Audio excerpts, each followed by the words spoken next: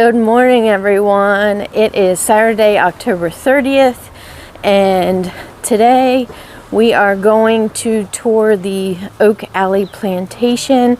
It's a 5-hour tour, so I'm really excited about that. I love old houses and architecture and things like that, so that should be fun. And then this evening we're going to go to Cleese's and have a crawfish boil. So let's go.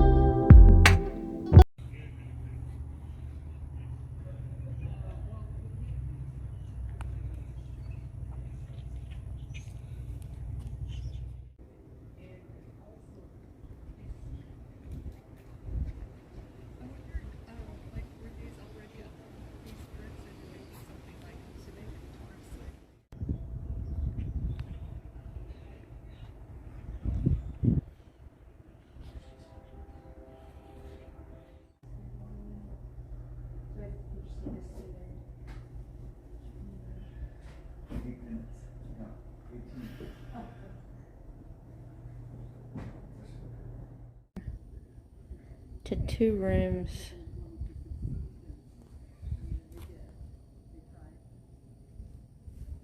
With a little bit more furniture. Ridiculous.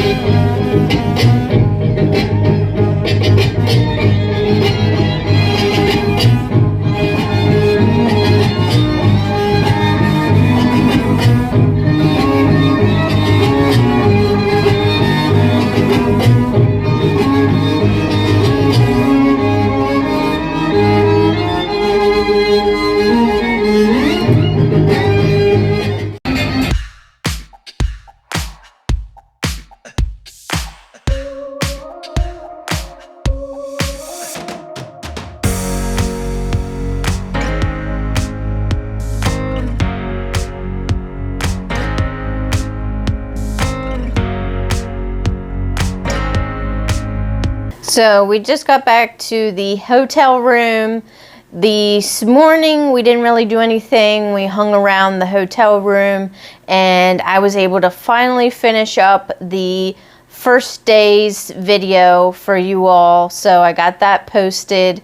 The Wi-Fi just, it absolutely sucks here. So I had to actually go to the main hotel building across the street and use that Wi-Fi. It's like broken up into different Wi-Fis, and the one over here sucks. But anyways, so I guess it was around 11 a.m. we started walking to the place where we would go for the plantation tour.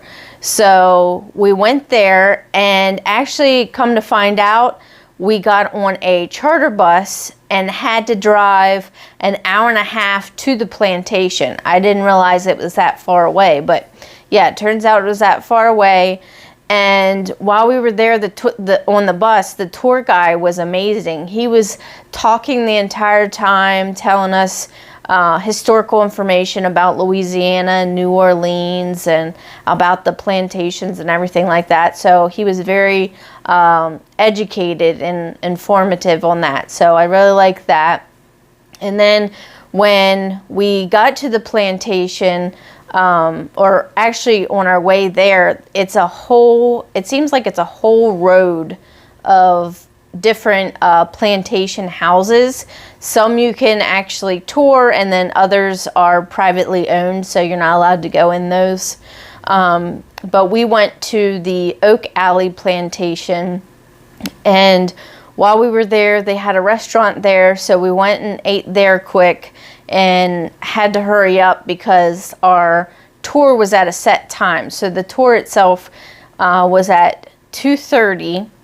And that was to tour the plantation house, and I wasn't able to get any footage of inside the house because that wasn't allowed, but I did take some outside pictures, as you saw, and the grounds were beautiful. However, I'd like to point out that I'm not in any way romanticizing the plantation or the plantation owners. I don't agree with that at all.